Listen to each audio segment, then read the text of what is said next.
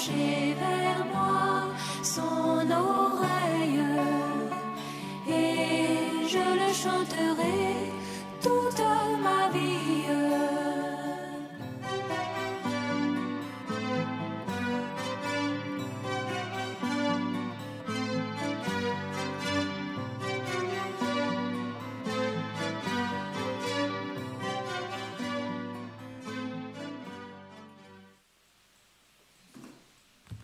Que Dieu nous bénisse. Je sais qu'on ne s'est pas entendu, mon frère Mathias et moi. Il y a beaucoup d'embouteillages, beaucoup. Depuis chez moi, il y avait des embouteillages. Les gens, beaucoup se sont retournés pour retourner chez eux. Moi, j'ai dit, je viendrai pour prier. Quel que soit le temps, pour arriver ici, vous venez prier, je venais prier. Arrivé ici à Yopougon, donc j'ai voulu un peu plus, quand j'ai pu sortir, j'ai voulu un peu plus vite. J'arrive à Yopougon encore, c'est la même chose. Pour moi, l'essentiel, c'est que j'arrive ici pour prier avec vous. Et je suis fort étonné que j'arrive à continuer de chanter les cantiques.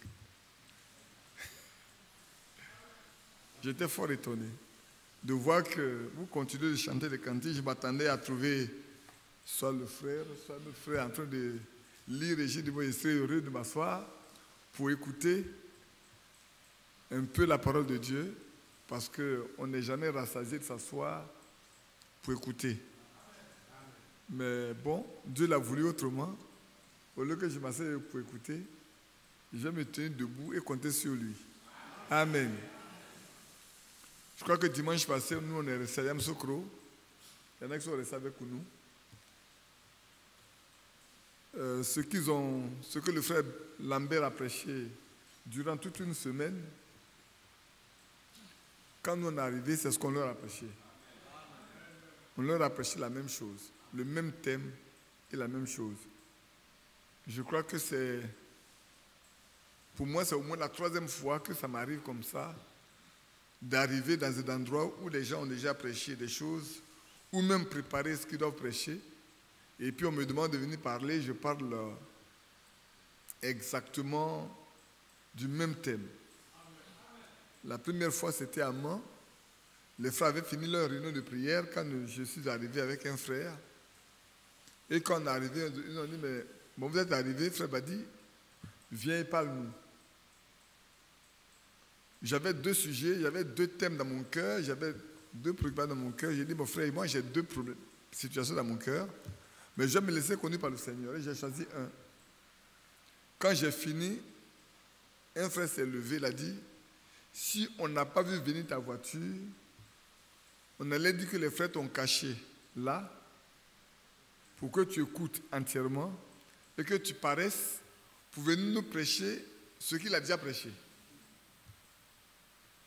Mais nous avons vu venir ta voiture et nous comprenons que c'est le besoin que Dieu a voulu pour notre Église, pour notre communion. De sorte que ceux qui sont présents se rendent compte que pour ce jour-là, c'est ce que Dieu voulait. Donc 2 prédications de la même chose, on dit seulement gloire à Dieu. La 3e fois, pour ne pas de la 2e, c'était à Sikensi. Le frère Isaïe avait préparé son sujet. Le matin, je l'ai appelé, j'ai dit, mes frères, je viens vous rendre visite. Il me dit, mes frères, viens. J'arrive, il me dit, bon, mes frères, tu es arrivé, tu nous parles. J'ai pris le même thème, la même prédication, les mêmes versets. Quand j'ai fini de prêcher, il dit, Dieu est grand, Dieu est bon. Il dit, frère, voilà ce que j'ai préparé. Frère Badi n'était pas là. Et Dieu l'a envoyé ce matin pour venir nous prêcher la même chose. La même chose. Donc comprenons simplement que Dieu nous conduit, mais ce n'est pas nous, c'est à cause de son peuple. Il connaît le besoin de son peuple et il met les paroles simplement dans nos cœurs pour que nous puissions partager ensemble. Parce que nous-mêmes, nous faisons partie du peuple de Dieu. Alléluia. Nous ne sommes pas extérieurs au peuple. Parce que si nous sommes extérieurs, alors ça devient grave. Mais nous sommes à l'intérieur du peuple. Nous appartenons au même corps. Et c'est pourquoi nous voulons marcher comme le corps doit marcher. Que Dieu nous bénisse. Que son nom soit loué. Qu'il soit glorifié. C'est vrai, mon frère Mathias l'a dit, beaucoup ne sont pas là ce soir. La fois dernière, j'en avais parlé. Et puis un frère m'a dit, mais fais un effort pour être là toi-même. Je dis, si je suis à Abidjan, je ferai tout pour être là, quelles que soient les circonstances. Mais si je ne suis pas à Abidjan, je ne peux pas faire autrement. Et comme je suis à Abidjan, j'ai dit, bon, il faut que je sois là. Normalement, il y avait un enterrement même aujourd'hui à Kokumbo. On aurait pu être là-bas, mais bon, on ne peut pas, on n'a pas voulu encore rouler très fortement comme on l'a fait samedi passé pour faire le funérail à Kokumbo. La route n'est pas très bonne. Entre Yabsoukro et Kokumbo, on a préféré rester. On espère que le Seigneur a accompagné nos frères et nos sœurs qui sont partis pour celui qui nous a dévancés. Que Dieu nous console. Parce que si un frère est parti, même s'il appartient à notre assemblée, c'est notre frère à nous. La seule chose la plus importante, ce n'est pas que quelqu'un parte, mais c'est où il va. Où il va. Et ça, c'est important. Vous allez me dire, mais c'est un frère, non? Oh, peut-être c'est un frère. Peut-être c'est un frère. Peut-être c'est un frère. Parce que le fait qu'il soit baptisé ne dit pas forcément que c'est un fils ou une fille de Dieu. Il y a des péchés secs mouillés. Dimanche, on a fait le culte, puis on s'est trouvé avec une soeur qui est devenue de nous, c'est pas celle là ce soir. Et elle est venue présenter sa fille qui a pris son baptême et qui est sortie, qui malheureusement a fait 2 enfants de pères différents et aucun des enfants n'est reconnu par le père. Mais elle a pris bien son baptême.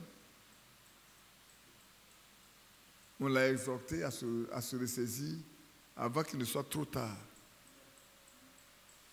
On l'a exhorté à se ressaisir avant qu'il ne soit trop tard. Que Dieu soit à notre secours. À nous tous d'ailleurs. À nous tous.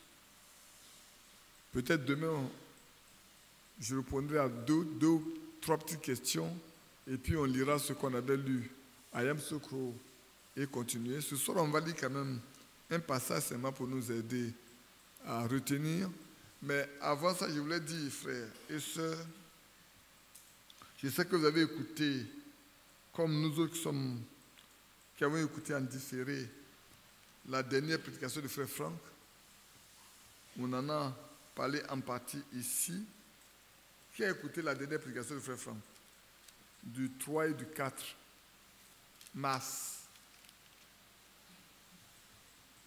Je ne vois pas les mains. Tout le monde n'a pas écouté. Ceux qui n'ont pas encore écouté, je vous encourage à écouter.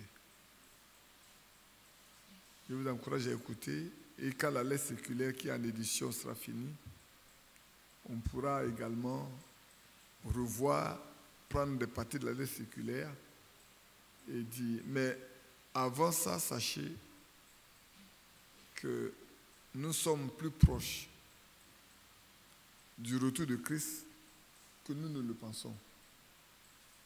Si les choses se déroulent comme elles se déroulent actuellement, priez pour nous, pour que nous restions dans la vérité et que nous vous apportons la vérité. Priez pour nous, pour que l'Esprit qui conduit son peuple nous conduise aussi, afin que personne du milieu de nous ne soit venu trop en retard. Peut-être très bientôt, nous aurons le réveil de l'épouse de Christ. Très bientôt. On ne peut pas vous dire quand. Mais moi, quand je lis la parole de Dieu dans ces temps, j'ai dans mon cœur quelque chose qui se passe, que je ne peux pas expliquer à quelqu'un d'autre. Je le vis seul, mais j'ai cette alerte-là que c'est vrai, le temps est plus court qu'on ne le pense. C'est pour ça que ce que le Seigneur a dit à Josué est aussi valable pour nous aujourd'hui. que ce livre de la loi ne s'éloigne pas de notre bouche, ne s'éloigne pas de nous, que nous méditons ce livre jour et nuit. C'est alors que nous aurons du succès et que nous réussirons dans toutes nos entreprises. Quand je parle de réussite dans notre entreprise, c'est vrai qu'on a des entreprises au plan naturel, mais la plus grande entreprise, c'est celle de pouvoir entreprendre de marcher avec Dieu. Le bénéfice qui est là-bas est plus grand. Le bénéfice qui est là-bas est plus grand.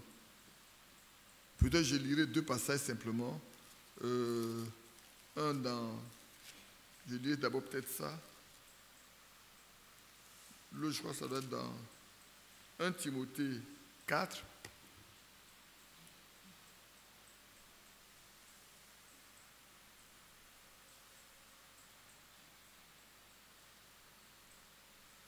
Je lis à partir du verset 1.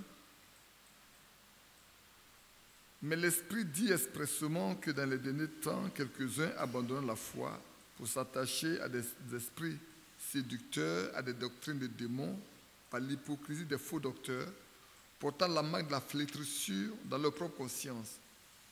Ils prescrivent de ne pas se marier et de s'abstenir d'aliments que Dieu a créés pour qu'ils soient pris avec action de grâce par ceux qui sont fidèles et qui ont connu la vérité. Car tout ce que Dieu a créé est bon, et rien ne doit être rejeté pourvu qu'on le prenne avec action de grâce.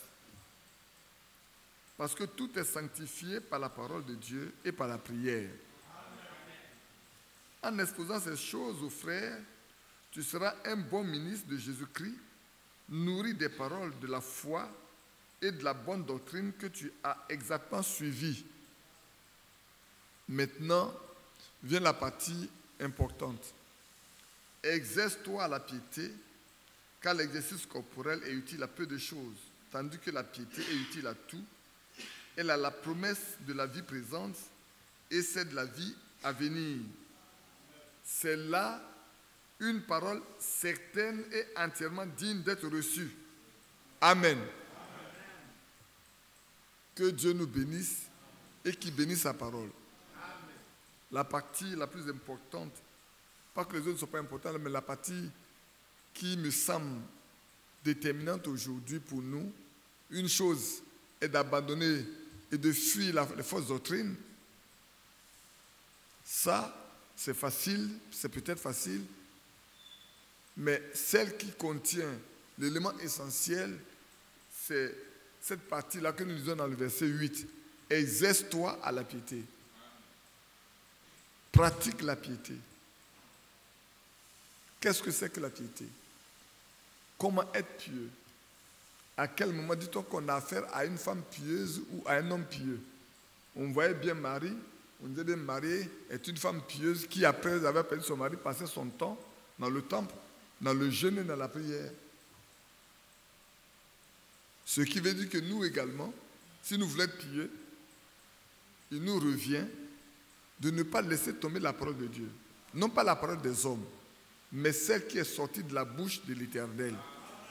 Car il est écrit que nous ne sommes pas,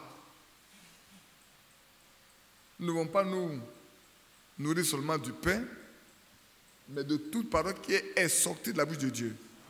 C'est de ça que nous devons nous nourrir. C'est le plus précieux aliment. L'aliment naturel nourrit notre corps pour que nous ayons la force, la vigueur pour travailler, pour nous lever, pour marcher, pour avoir de l'énergie nécessaire pour faire ce que nous avons à faire. De même, notre âme a besoin d'être nourrie tous les jours, comme nous nourrissons le corps. Et c'est vrai. Et cette nourriture-là, c'est la parole de Dieu. C'est par elle que nous vivons. Elle nous donne la vie et la vie éternelle. Et puis ensuite, quand nous avons lu la parole, nous devons nous exercer à prier. Ce n'est pas facile de prier. Hein? Ce n'est pas facile de se mettre à genoux et prier. Il y en a qui ne savent pas prier. Et c'est vrai. C'est vrai, il y en a qui ont demandé, les disciples ont demandé au Seigneur, apprends-nous à prier. Parce qu'ils ne savaient pas prier. Ils ont demandé au Seigneur, apprends-nous à prier. Ce qui veut dire que ce n'est pas facile de prier, mais si on est en communion avec le Père, on saura lui demander ce qui est nécessaire. Parce qu'une prière, c'est une demande qu'on fait au Seigneur, qu'on formule auprès du Seigneur, on lui présente une situation, la situation, la situation de notre famille, la situation des frères, des sœurs, la situation de l'Église, devant Dieu, avec un cœur contrit, avec une forte détermination, en restant à ses pieds pour insister, pour que ceux qui sont encore enchaînés, liés, Dieu les délivre. Ceux qui sont malades spirituellement ou physiquement, le Seigneur les guérisse. Et c'est important que nous le fassions. Nous devons nous exercer à prier, nous devons nous exercer à lire la Bible. Nous devons nous exercer à jeûner également. C'est vrai, les frères convoquent les réunions les mercredis pour ceux qui peuvent arriver pour jeûner du matin jusqu'au soir et tout, mais nous-mêmes, nous devons prendre sur nous le temps pour jeûner, prier, rester devant la face de Dieu. Pas seulement quand nous venons dans l'église, mais nous devons trouver notre plaisir. Quand vous lisez dans Zacharie, Isaïe, il a dit, c'est le jour auquel Dieu prend plaisir, où l'homme coupe sa tête comme un jonc. Il se détache de la nourriture. Il détache les liens de la méchanceté. Vos frères ont donné le passage, Isaïe 58:5. Est-ce là le jeûne auquel je prends plaisir, un jour où l'homme humilie son âme, courber la tête comme un jonc, et se coucher sur le sac et la cendre? Est-ce là ce que tu appelleras un jeûne, un jour agréable à l'Éternel? Tu poursuis. Voici le jeûne auquel je prends plaisir. Détache les chaînes de la méchanceté, dénoue les liens de la servitude, renvoie libre les opprimés, et que l'on rompt toute espèce de joug. Amen. Le Seigneur pouvait faire le reproche aux Juifs, il dit, vous payez la dîme de la nèfre, de ceci, de cela, mais vous oubliez ce qui est le plus important, la parole de Dieu.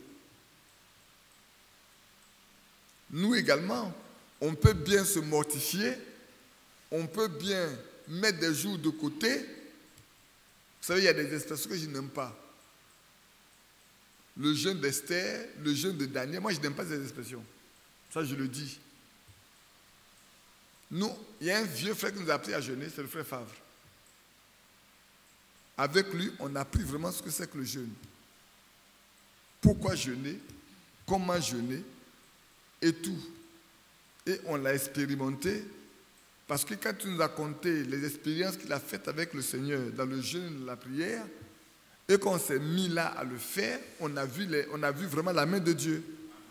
Et on a même vieilli dans la foi plus que beaucoup de personnes.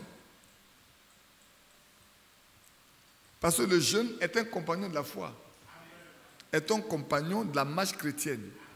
Et le Seigneur a dit, il y a des esprits qui ne sortent que par la prière, par le jeûne. Celui qui ne peut pas jeûner, c'est qu'il va s'habituer à vivre avec les démons. Je ne sais pas si vous avez compris. Si vous ne pouvez pas jeûner là, si le jeûne est difficile pour vous, vous ne pouvez pas du tout jeûner, vous finirez par d'accepter de vivre avec des démons. Parce que ceux qui ne peuvent pratiquer par la prière, par le jeûne, s'il n'y a pas le jeûne qui accompagne votre prière, mais vous allez vivre avec les démons.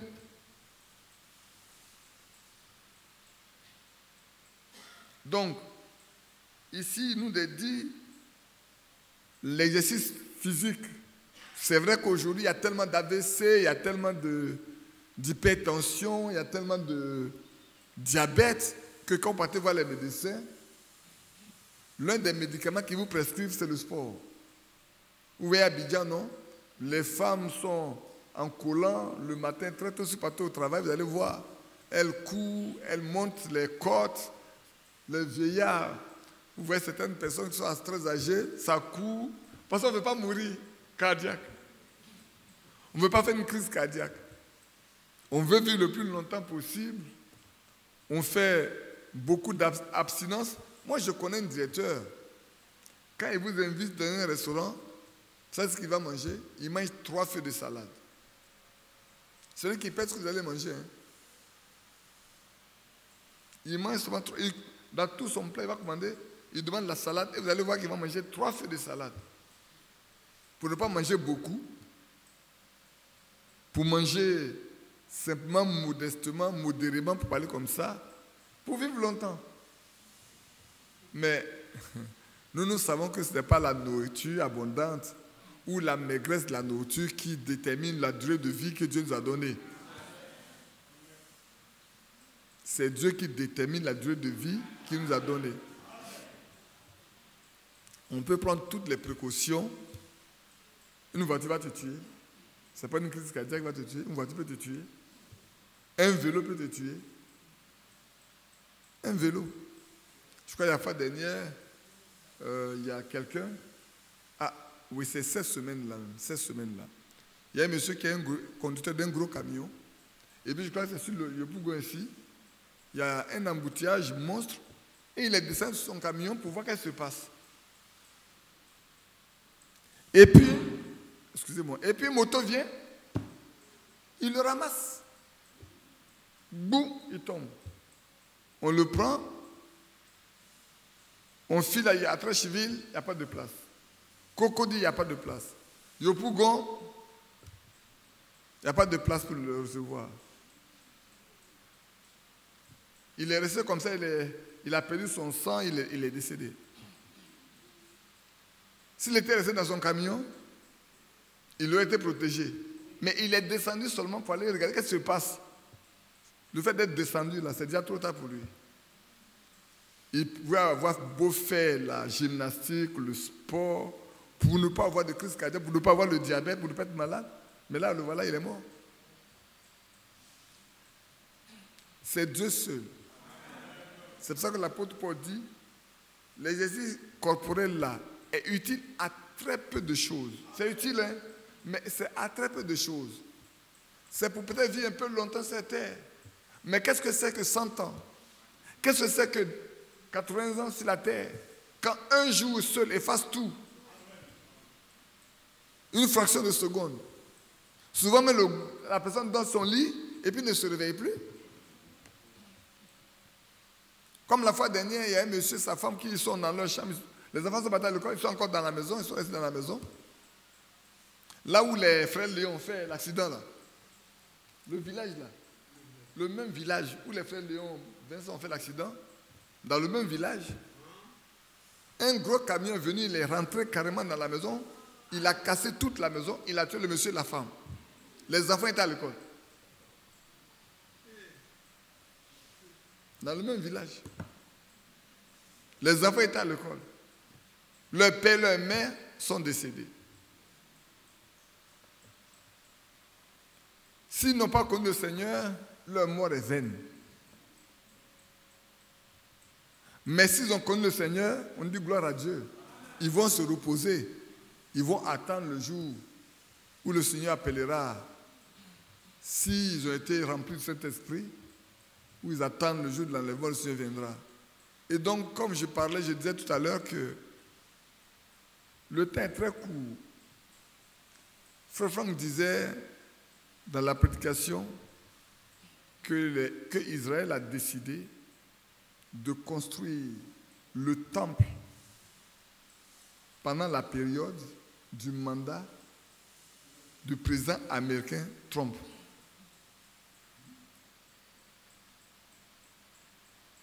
Je ne sais pas si vous voyez, vous comprenez bien. Trump est en train de finir la moitié du mandat, du premier mandat qu'il a. Donc il ne restera dans peu de temps que 2 ans. Maintenant, son mandat va finir en 2000, je ne sais plus. Supposons que ça va finir en 2020. C'est exactement 2020. Si ce qu'ils ont décidé, les Juifs ont décidé, Israël décide est vrai, et qu'il peut le faire, ce qui veut dire, alors vous allez vous rejoindre dans ce que je vous ai dit dès le départ quand cet homme est élu, et qu'il a dit qu'il va transférer l'ambassade des États-Unis à Jérusalem, et qu'il fait de Jérusalem la capitale d'Israël. Qu'est-ce que j'avais dit ici? Oui?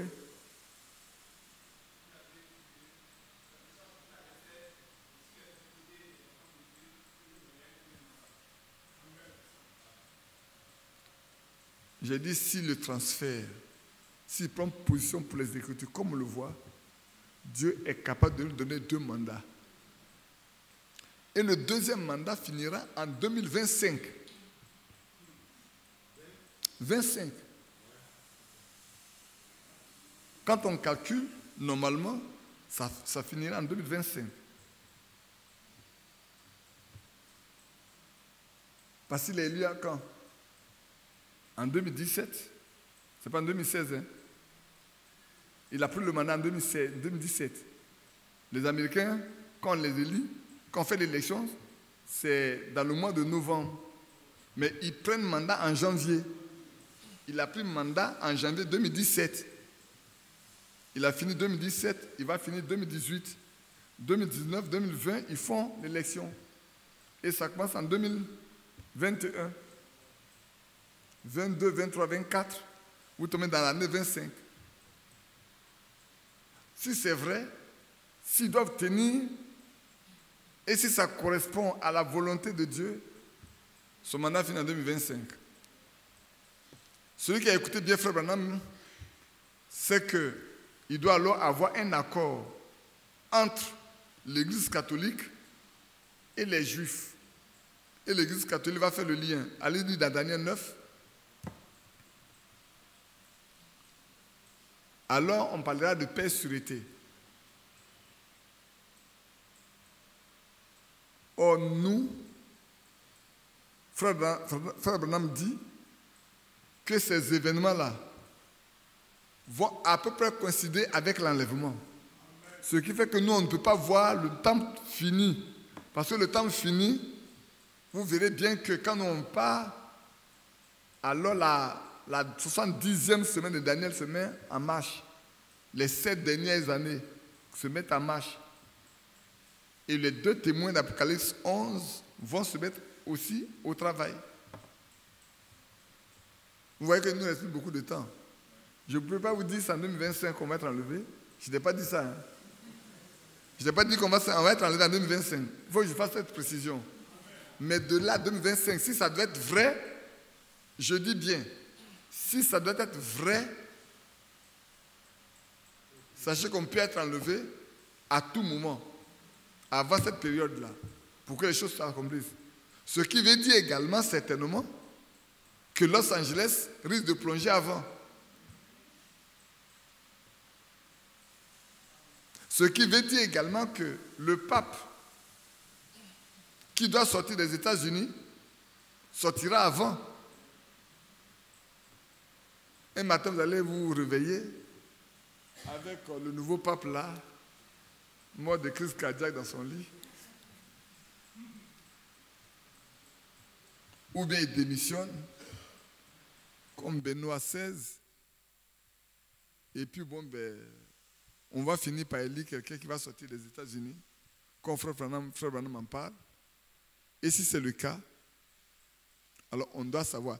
Mais ceux qui veulent attendre ce temps-là pour être prêts, ils sont déjà hors course. Tout frère ou toute sœur, peut-être demain je vais répéter, tout frère ou toute sœur qui veut attendre ce moment-là pour comprendre que ce que nous croyons est vrai, pour se mettre en ordre, il sera hors course. Le tourbillon sera tellement grand que ne seront dedans que ceux qui vont rester au cœur du tourbillon. Tout le reste, ils vont être rejetés. C'est pourquoi, frère, je reviens ici, tandis que la piété est utile à tout. Elle a, pas elle aura, ou elle avait, mais elle a. C'est toujours vrai. La piété a la promesse de la vie présente et de la vie de ce qui est à venir. La vie présente, c'est celle dans laquelle nous sommes. Nous avons toutes les promesses de la Bible pour nous. Tout ce que le Seigneur a promis, c'est pour nous.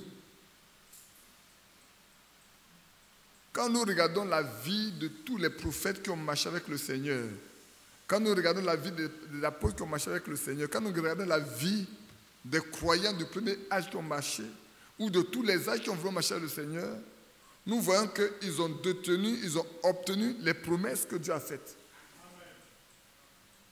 C'est pour ça que Jésus pouvait dire, toutes les bonnes paroles que le Seigneur a dites, a prononcées sur vous, il n'y a pas une seule qui est restée sans être accomplie. De même, si vous l'abandonnez, toutes les mauvaises paroles qu'il a prononcées là, toutes s'accompliront sur vous. Est-ce que ça n'a pas eu lieu avec Israël? Si, cela a eu lieu avec Israël. Aucune n'est restée sans être accomplie. Ainsi donc, bien aimés frères et sœurs, la piété est utile à tout.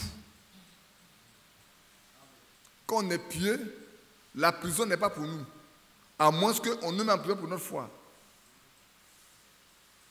Parce que quand on est pieux, on est au-dessus de la loi. On est au-dessus de la loi. On ne peut nous mettre en prison à cause de notre foi, à cause de notre pratique.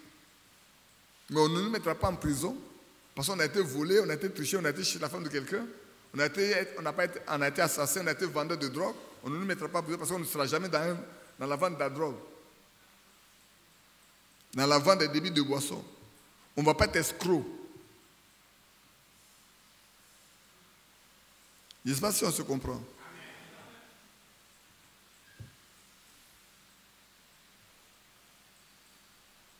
Parce qu'on a une parole qui est au-dessus de toutes les paroles qui existent, de toutes les lois qui existent. Et celle qui est à venir, la vie à venir, c'est la vie éternelle. On a le millénium qui nous attend, on a les nouveaux cieux, la nouvelle terre qui nous attendent, on a la vie éternelle qui nous attend, on a la communion avec Dieu pour l'éternité qui nous attend. C'est la vie future. C'est la promesse future que Dieu nous a faite. La fois dernière, Jean-Briam Sokro, la promesse qu'il nous a faite, c'est la vie éternelle. Et l'apôtre Paul, il dit à Timothée, c'est là une parole certaine et entièrement digne d'être reçue. Alléluia. Abandonnez, fuyez les fausses doctrines, les prédicateurs de fausses doctrines qui entraînent dans tout, et puis non pas eux seulement. Fuyez tous les gens qui sont dehors, qui ne sont pas des croyants, qui peuvent vous promettre toutes sortes de choses. Et vous les sœurs, et vous les enfants, les jeunes garçons, faites très attention. Parce qu'il y a des femmes qui aujourd'hui ont pris de l'âge, elles n'ont pas pu se marier, elles sont remplies d'argent, elles cherchent les petits garçons pour en faire, excusez-moi, les hommes de plaisir sexuel. Elles s'en occupent pleinement, elles leur mettent tout à disposition, mais tout ce qu'elles veulent, c'est qu'ils restent leurs esclaves sexuels.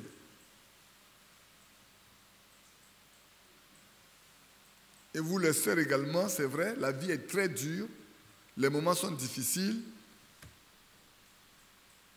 mais ne soyez pas maîtresse.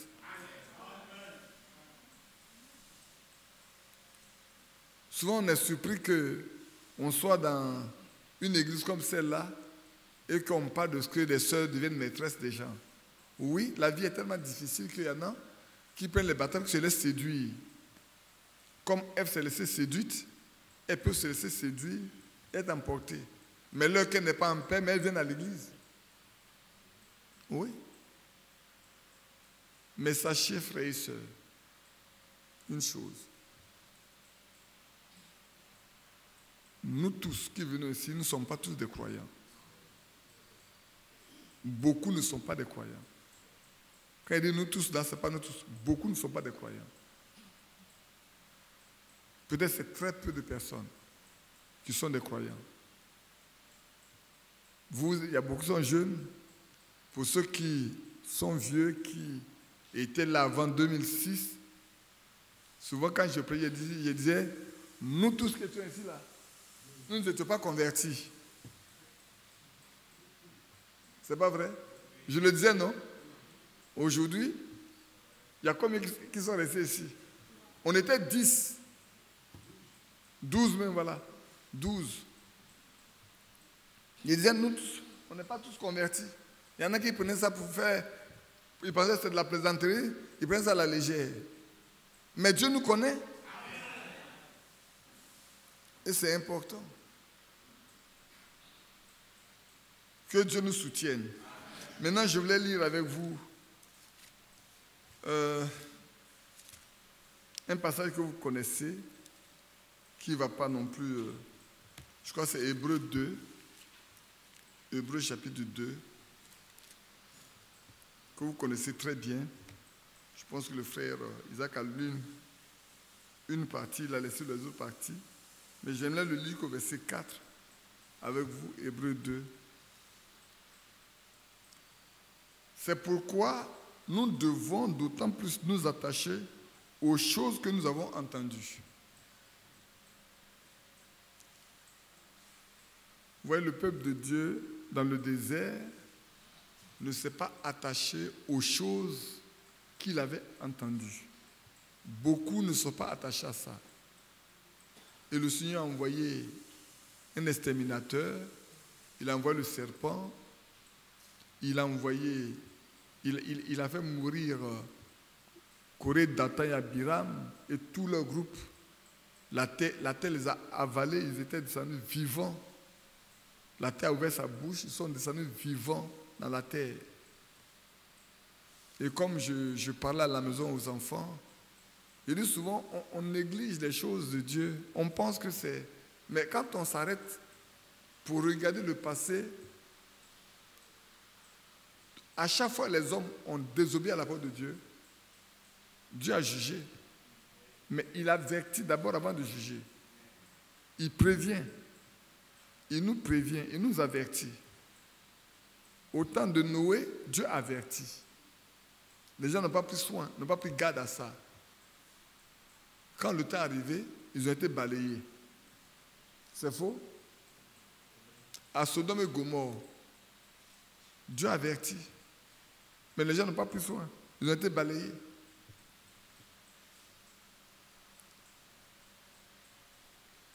À l'an 70 de notre ère, le Seigneur avertit. Quand les disciples lui ont posé la question concernant... Il y a un qui l'a fait remarquer les murs du temple. Parce que ce n'est pas comme nos murs là. Les murs, on les a taillés pendant des années et on a construit pendant 40 ans sans bruit. Ah, les murs étaient très beaux, les bâtiments étaient beaux, tout était très beau. C'est vrai. Mais le Seigneur a dit, regarde bien, il ne restera pierre sur pierre qui sera à terre. C'est-à-dire que tous ces pierres que vous voyez là, ils vont tous se jeter à terre.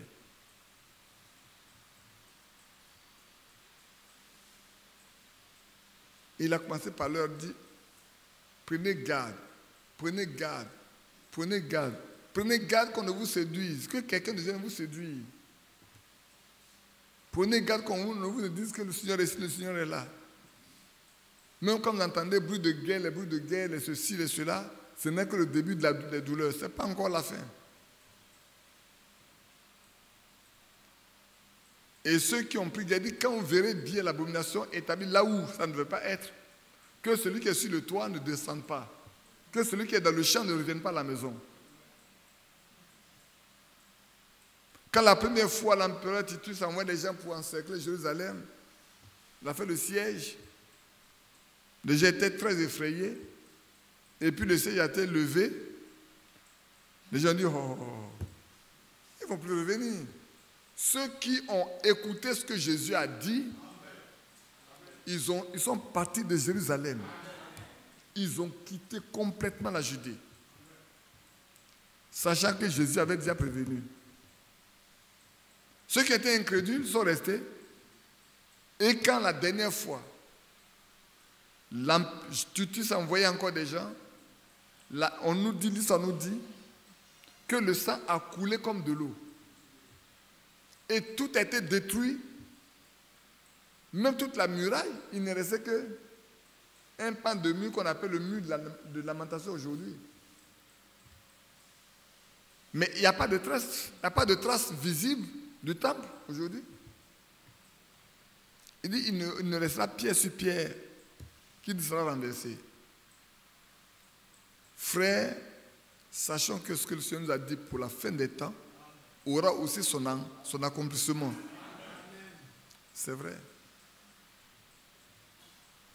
Ce qu'il a dit par la bouche de ses serviteurs, cela aura son accomplissement. C'est pour ça que cette parole que nous lisons ici est importante. Nous devons d'autant plus nous attacher aux choses que nous avons entendues, de peur que nous ne soyons emportés loin d'elle. Que nous soyons emportés loin d'elle. Car c'est la partie qui doit faire peur. Car si la parole annoncée par des anges a eu son effet, et si toute transgression et toute désobéissance a reçu une juste rétribution. Est-ce que vous comprenez? Moi, je reprends. Les paroles annoncées par les anges ont eu leur effet. C'est vrai. Si je reste dans le Nouveau Testament, ce qui a été dit à Zacharie, ce qui a été dit à Marie, ont été accomplis. Ce que l'ange de l'Éternel a dit au père de Samson, Manoach, et sa femme ont eu lieu, ont été accomplis. Ce que les uns sont venus dire à Sodome et Gomorrhe, en demandant à Lot de fuir pour sa vie, de fuir dans la montagne, parce que la ville va être détruite. Quand ils l'ont poussé à partir et que sa femme voulait jouer, elle est restée dans une statue de sel. Mais lui et ses 2 filles ont pu se sauver. La ville a été détruite. Quand Israël se détachait de la parole de Dieu, le Seigneur envoyait lui-même leurs ennemis pour en faire des esclaves. Ils deviennent des esclaves. Quand le Seigneur a dit à Belshazzar, le fils de Nebuchadnezzar, comptez, pesez, divisez, cela a eu lieu. Il y a un bout de doigt qui a écrit au mur. Cela a eu son accomplissement. Quand Daniel a fini d'interpréter, cela a eu lieu. C'est pas vrai? Tout cela s'est accompli comme il se doit. Maintenant, si on revient au plan humain, parce qu'un ange est un messager, si ce que les prophètes ont annoncé ont eu lieu, ce que Ésaïe a annoncé concernant la naissance d'un enfant par une vierge a eu lieu, si ce que l'ange a dit à Paul, quand ils étaient en naufrage, il dit l'ange de l'Éternel, l'ange de Dieu m'envoie son ange pour me dire qu'aucun de vous ne perdra ses cheveux. Seul le navire. Voilà 14 jours que vous n'avez pas encore mangé. Prenez le repas et mangez, et ayez le courage. Cela n'a pas eu lieu, cela s'est accompli. Bien-aimés, si tout cela s'est accompli, c'est ce que l'ange de l'Éternel, l'ange a dit à Frère Branham, a eu lieu, qui va lui donner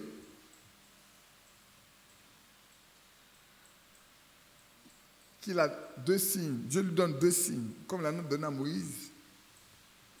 Si cela a eu lieu, et si les ministères qui devaient exercer ont été accomplis, cela ne date pas d'avant, hein, c'est dans notre temps. Il n'y a que juste un siècle passé, nous sommes dans le 2e siècle. 1906, 1907, jusqu'à 1948, quand ça a commencé. Maintenant, 1946, on a jusqu'à ce qu'il décède. Pour ceux qui écoutent les messages, ils savent que c'est vrai.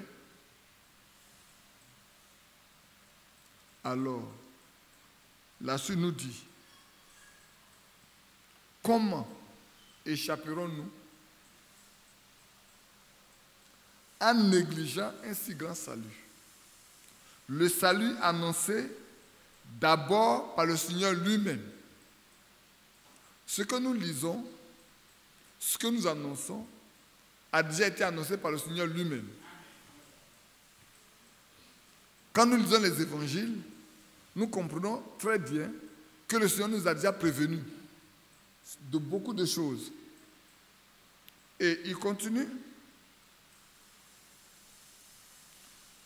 D'abord par le Seigneur lui-même, et nous a été confirmé par ceux qui l'ont entendu.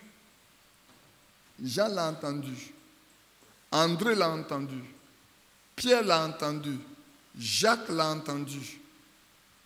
Et ils nous ont confirmé ça.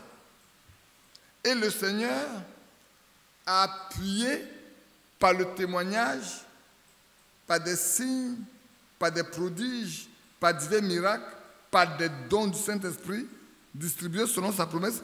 Il a confirmé ce que les apôtres ont annoncé. Il a annoncé par divers dons, divers miracles, divers prodiges dans la vie de Frère Branham ce qu'il a dit. Oui, il faut le dire aussi. Il ne faut pas avoir peur de le dire. Il faut le dire. Il faut le dire, frère. Et cela a eu lieu.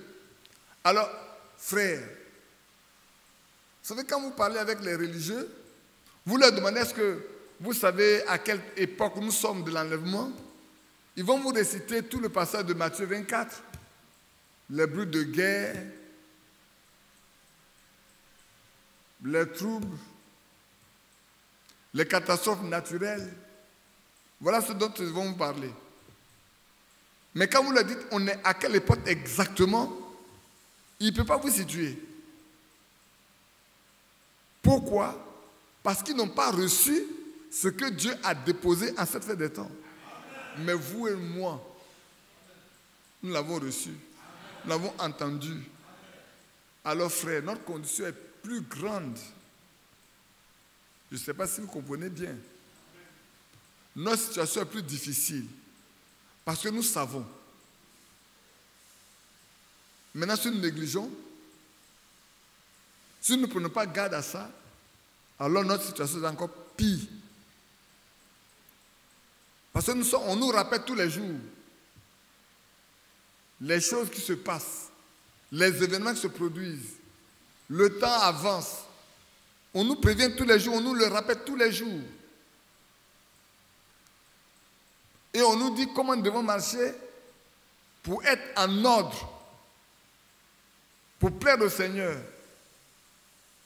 pour être prêt. N'est-ce pas? Si malgré tout ça, nous négligeons ce si grand salut, la Bible n'est pas, je disais aux enfants à la maison, vous savez, la Bible là, ce n'est pas n'importe quel livre. Ce n'est pas un livre d'histoire. Ce n'est pas un livre de philosophie. Ce n'est pas un livre de mathématiques, de géographie. Ce n'est pas un livre de science. Parce que les livres que les gens écrivent là, ils font plusieurs éditions. Ça veut dire quoi? Ça veut dire que chaque fois, ils sont obligés de faire une mise à jour. Chaque fois, ils modifient. Ils apportent de nouvelles choses. Quand il y a des situations nouvelles, là, ils mettent dedans pour faire de nouvelles choses. Peut-être au premier tour, il n'y avait que 5 chapitres.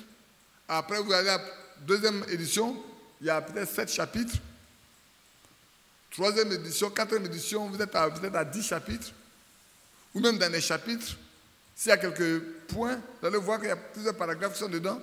Il y a des nouvelles choses parce que le monde évolue. Mais la Bible n'évolue pas. Je posais une question à une jeune fille d'Assemblée de Dieu hier, dans mon bureau le soir. C'est une collaboratrice. Alors c'est pour la première fois, après près de 7 ans, que je ne sais pas, on parle d'une chose, et puis elle m'a dit que Dieu te bénisse. J'ai dit, tu es chrétienne? Elle dit oui. Tu es catholique? Tu as été faire le chemin de croix? Elle dit non, je ne suis pas catholique. Je suis protestant, évangélique, quel protestantisme? Quel est AD? Il dit, ah, tu as l'Assemblée de Dieu. Elle dit, oui, tu as l'Assemblée de Dieu. Je dis, tu es une chrétienne? Elle dit, oui. Je dis, on en parlera lundi. Et puis on a continué de parler. Malgré tout, on a parlé un peu. Je lui ai dit, tu n'es pas une chrétienne. Je te dis que tu n'es pas une chrétienne. Maintenant, si tu rentres à la maison, il faut aller demander à Dieu. Pour la première fois, ton patron te dit que tu n'es pas une chrétienne. Alors que tu dis que tu es chrétienne depuis, tu as été à l'église avec ta maman jusqu'à aujourd'hui, et tu as pris ton baptême, et toi-même, tu vas à l'église de toi-même. Tu es une chrétienne. Il me dit que je ne suis pas une chrétienne. Je dois aller parler avec lui le lundi. Je vais savoir si selon toi, je suis une chrétienne ou je ne suis pas une chrétienne.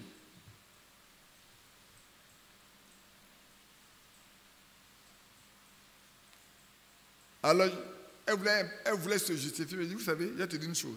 La Bible nous dit que le monde là, il est sous la domination de Satan. C'est faux? Elle dit c'est vrai.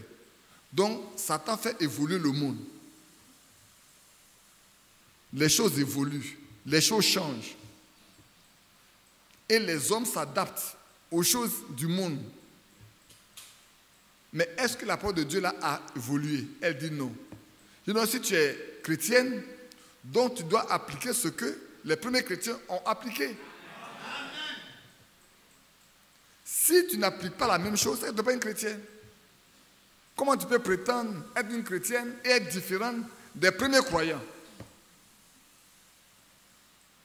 Alors, je me pose aussi la question, je vous pose aussi la question. Est-ce que nous sommes des chrétiens? Nous sommes des chrétiens. Pourquoi sommes-nous si différents des premiers chrétiens? Pourquoi? Et si nous sommes différents des premiers chrétiens, c'est que nous ne sommes pas chrétiens. Non, on n'est pas chrétiens. Si nous sommes différents des premiers chrétiens, c'est qu'on n'est pas chrétiens. Parce que ce qui a fait deux chrétiens, c'est parce qu'ils ont rencontré Christ et ils ont eu la vie de Christ en eux. Alors ils ont été comme Christ. Si nous ne sommes pas semblables à eux, si nous sommes différents d'eux, nous ne pouvons pas prétendre que nous sommes chrétiens. Christ a rendu témoignage d'eux. Mais est-ce qu'il rend témoignage aussi de nous?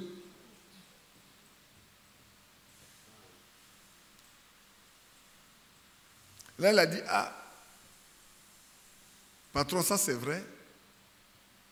J'ai dit, c'est vrai, mais tu vas, il fallait prier. Il fallait prier pour ne pas, quand tu vas venir, tu vas penser que voilà quelqu'un qui veut me détourner pour m'envoyer dans son église. Et aujourd'hui, il y a beaucoup de gens qui détournent les gens. Moi, je ne détourne pas quelqu'un pour aller dans l'église. Parce qu'on n'a pas besoin de membres d'église. Si je parle de Dieu avec toi, je te veux pour Christ. Parce que son père même était un prophète, je le connaissais depuis longtemps. Quand il est arrivé au port, il est prophète. Il a créé des petites missions partout ici, dans son village, partout, dans quelques endroits. Donc il est devenu prophète. Lui me dit à son papa, le prophète Sahama et Adé. Il dit, mais vous voyez, deux personnes qui disent qu'ils sont chrétiens et qui ne croient pas la même chose, et qui sont dans la même maison. C'est pas comment ils vont élever les enfants. Tous les enfants voient leur mère, le papa est seul. Gare à vous qui partez chercher des femmes dehors là. Gare à vous qui partez chercher des hommes dehors. Pour venir en faire vos maris, vous pensez les convertir.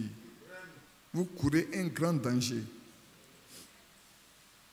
Est-ce que dans la Bible, il y a une chrétienne qui est partie prendre quelqu'un pour venir dedans?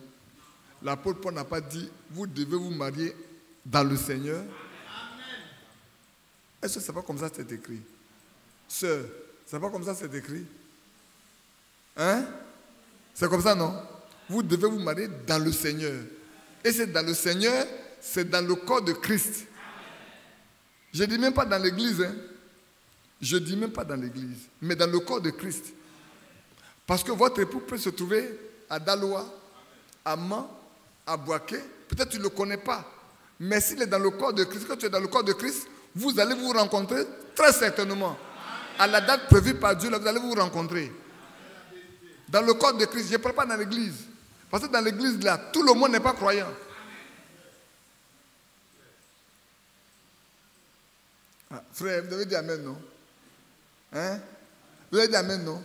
C'est vous qui partez faire les dots. Hein? Ce n'est pas elle qui vient faire les dots, c'est vous qui partez payer les dots. Je ne sais pas si je me trompe. Emmanuel, c'est elle qui a payé ta dot, mais c'est toi qui as payé la dot. Bon, d'accord. Donc c'est toi qui vas te la chercher. Tu as pris Scorpion. Tu ne vas pas en vouloir à quelqu'un. Hein? Le jour va te piquer. Le venin là, ça pique, ça fait mal. Hein? Frère Mathias, je pense que nous sommes à une réunion de prière. Hein? Même si on a chanté pendant 40 minutes, ça va faire 1 heure de temps, un peu de temps. Dans 4 minutes, non 3, ça va faire 1 heure de temps que je parle avec vous. Dieu appuyant leur témoignage par des signes, des prodiges et divers miracles et par les dons du Saint-Esprit distribués selon sa volonté. Alors quand je parlais à Yamsokro, le frère Lambert s'est levé. Il a commencé à donner des témoignages, des choses que nous avons, nous, entendues et vues. Il dit, il a été dans tel village. Il a parlé de Dieu. Et il y a une vieille femme qui a cru. Elle est venue à Dimokro, même elle a cru à Dimokro. Parce qu'elle est catholique. Et dans son village, c'est une vraie catholique. Vous savez, quand tu es catholique, tu n'es pas chrétien. Hein? Moi, je dis toujours, si tu es catholique, tu es catholique, tu n'es pas chrétien. Si tu as Assemblée de Dieu, tu as Assemblée de Dieu, tu n'es pas chrétien. Si tu es baptiste, tu n'es pas chrétien. Il n'y a pas de chrétien baptiste. Ou on est chrétien, ou on est baptiste. Si tu es du message, c'est que tu es du message, tu n'es pas chrétien. Ouais. Parce que le message, c'est la parole de Dieu. Il est intégré à la parole de Dieu. Ça doit te ramener à la vie qu'ont menée les premiers. Amen. Et alors que la pauvre femme, elle est restée là, je crois, pendant 4 mois ou 3 mois pour l'accouchement de sa fille, et dans le village, les gens ont pris. Et les gens guettaient sa venue. Le jour est arrivé là-bas, là, ils vont la huer pour la honir. Comme elle va aller adorer un faux Dieu. Les fausses églises, nouvelles églises, fausses églises qui arrivent là, elle est partie rentrer dedans. Elle ne va pas venir dans le village avec ça ici. Et le jour où la dame, pas la dame, notre sœur, a décidé de rentrer au village, déjà il y avait des alertes. Et on l'attendait. Elle l'approchait et les gens attendaient. Et le chef du village, qui a décidé qu'on eût notre soeur, était dans la douche, devait prendre son bain. Et puis les gens sont arrivés à la maison, parce que pour lui dire, ah, la femme là, elle va rentrer dans le village dans un peu de temps. On vient prendre l'autorisation avec toi pour aller la huer. Vous savez ce qui s'est passé? Alors qu'il est arrivé avec sa serviette, seulement, il a attaché sa hanche avec sa serviette seulement. Il n'a rien porté après. Quand il est arrivé au milieu, pour pouvoir donner son autorisation, sa serviette tombe. Et maintenant, qui on va crier? Qui on va huer? C'est un jeune homme qui se lève, qui cherche maintenant à attacher pour cacher la nudité du chef. Notre soeur est rentrée dans le village, elle est rentrée chez elle tranquillement. Le temps où on cherche à régler son compte, Dieu a réglé leur compte. Elle est rentrée dans le village.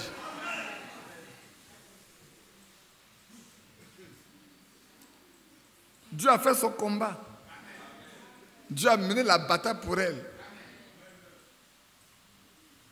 Elle ne savait même pas ce qui allait se passer. Ils ont fomenté leur coup pour la huer. Mais le Dieu que nous servons, même ce qu'on ne sait pas là, lui le sait. C'est pour ça que nous devons, frère, permettez-moi de relire ce passage-là. C'est pourquoi nous devons d'autant plus nous attacher aux choses que nous avons entendues. Demain, viens revenir là-dessus.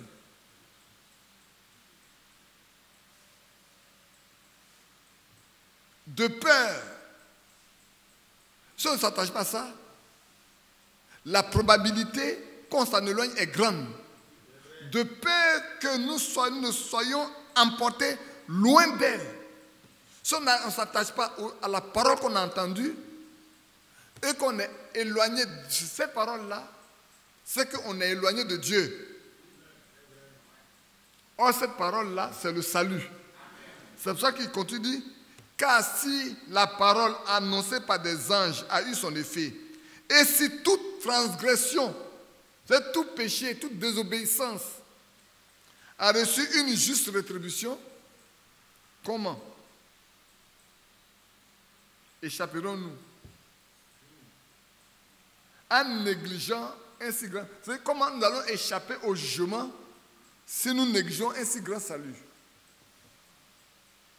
D'abord, ce salut a été annoncé par Dieu lui-même, par le Seigneur lui-même.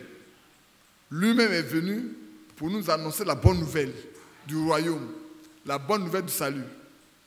Et ceux qui l'ont entendu, ceux qui ont été avec lui, vous savez, Pierre, Jean et Jacques étaient avec lui à la montagne de la transfiguration.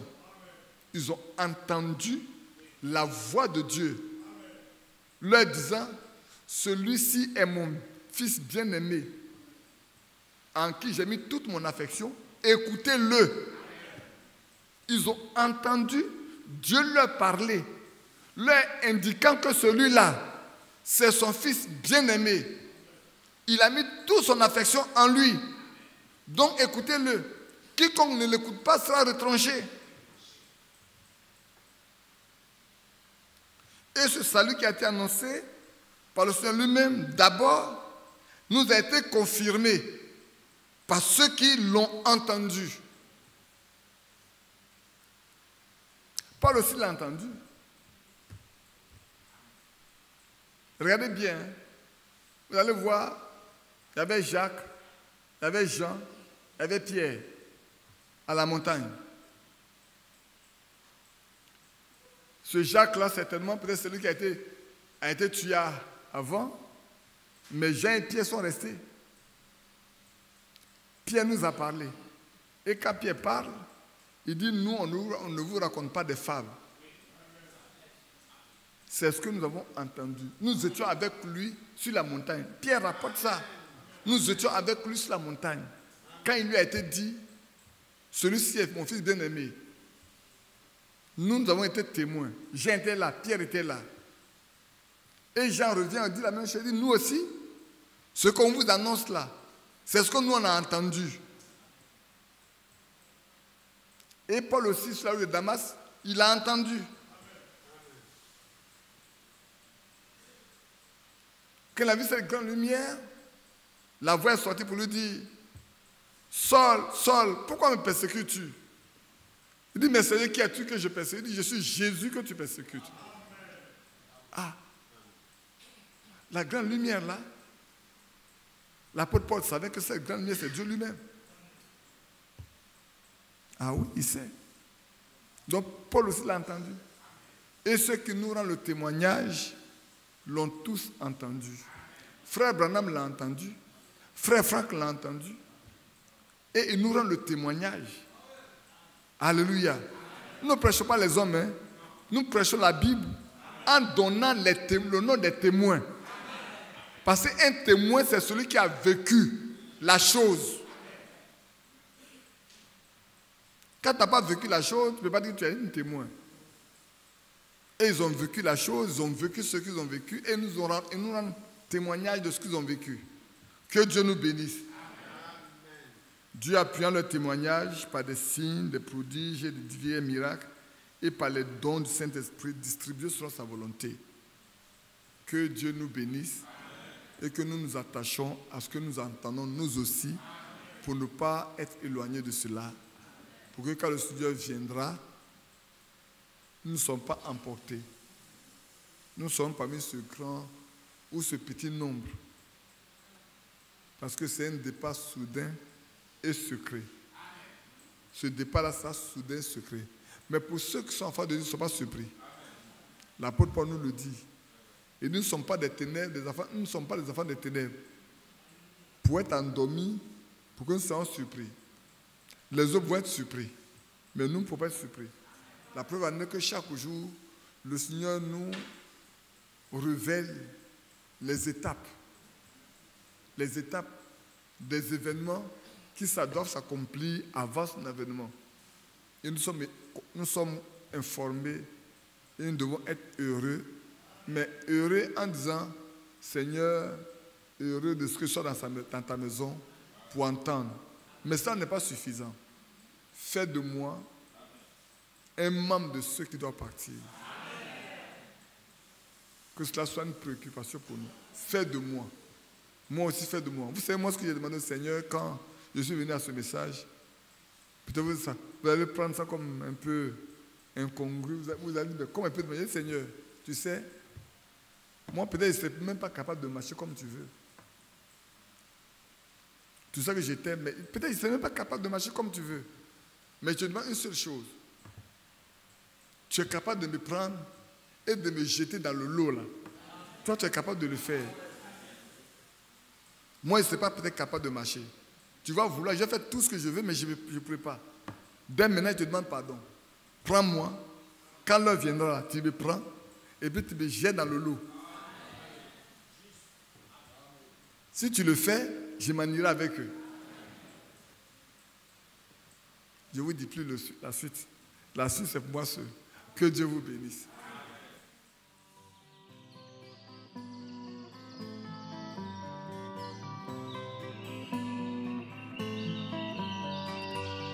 J'aime l'Éternel, car il entend ma voix. Il a penché vers moi son oreille, et je le chanterai toute ma vie.